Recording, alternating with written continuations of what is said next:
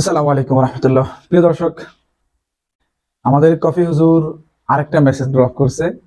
তবে আমাদের কফি হুজুরকে সেই মেসেজটা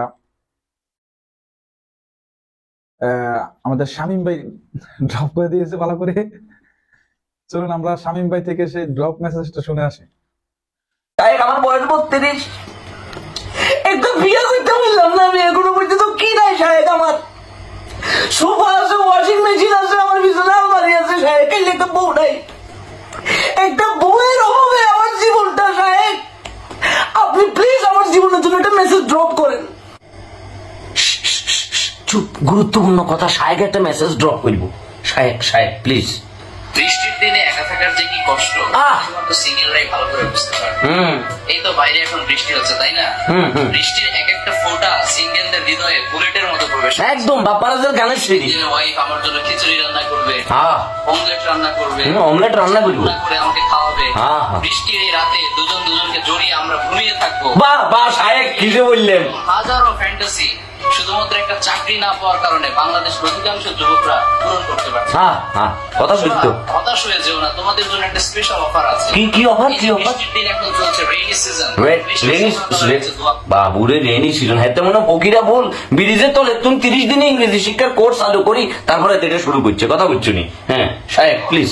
কারণ বৃষ্টির নিচে দাঁড়িয়ে দোয়া করলে সেই তো আল্লাহ ফিরিয়ে দেয় না।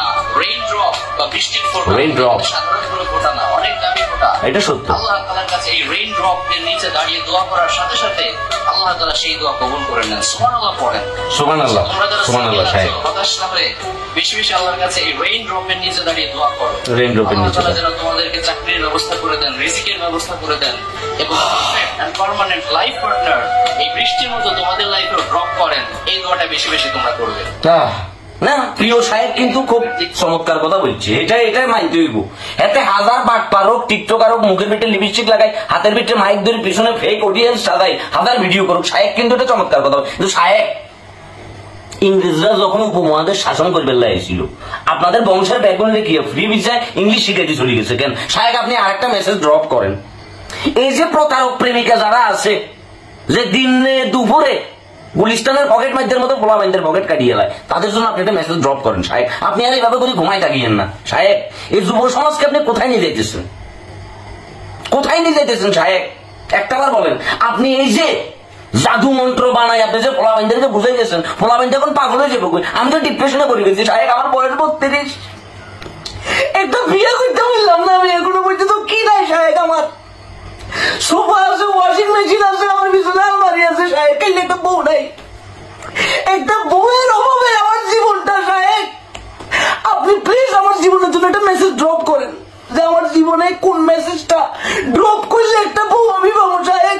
আমার জীবনে একটা বউ দরকার। তাহলে আমার মতো এরকম হাজারো যুবকের জীবনে তাহলে একটা বউ দরকার সাহেব। সাহেব আপনার গোলামের ভূত, ফাক্কা মান্দির ভূত আপনি। তোরে ভাই, তোর আমার দেখলে কেন জানি ফেসবুকটা আমার মাথা নষ্ট হয়ে যায় ভাই। একটা মজমা বসাই যেতে আর জীবনে গেলাম না। আমার একটা দোয়া করে যে আমি আপনার ভাইয়ের তুলা লই, পুরো টাকা লরিটা পুতুলের পিঠে লই লই করুন সাইকেল একটু বড় লাগবো, যেটা আমি জোড়াই ধরে এমনি করে কদিন পরে বাড়ি সেটা মামলা করবো সাহেব। এটা পদ্মা সাহেব ব্যবস্থা আছে শব্দ অংশ। এ বালি সবাই দেখতে দেখতে সাহেব আজ জীবন তেনা হয়ে গেছে, আংরা হয়ে গেছে সাহেব। একটা স্পেশাল মেসেজ দেন, একটা স্পেশাল মেসেজ ড্রপ করেন যাতে বালিশ জড়াই না ধরি, বউ একটা জড়াই ধরি। 32 বছর, কদিন পরে সুপারি গোটা এখন মিউজিয়ামে জমা রাখতে হবে সাহেব।